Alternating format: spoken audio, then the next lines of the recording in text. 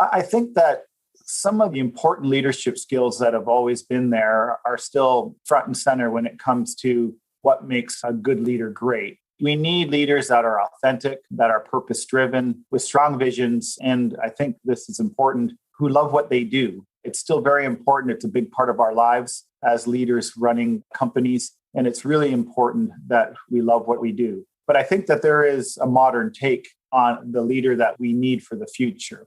Obviously, we need leaders with very strong global perspectives. The world now, more than ever, is interconnected. Geopolitics, trade, competition, most likely are going to come from outside of Canada.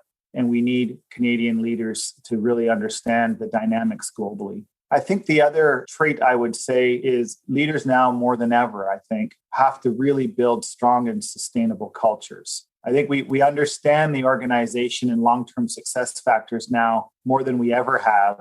And it's really important that culture and culture building is a key tool in a leader's toolkit, not only for getting results, because the world is very competitive, but the what and the how now of how those results are generated has never been more important in today's world.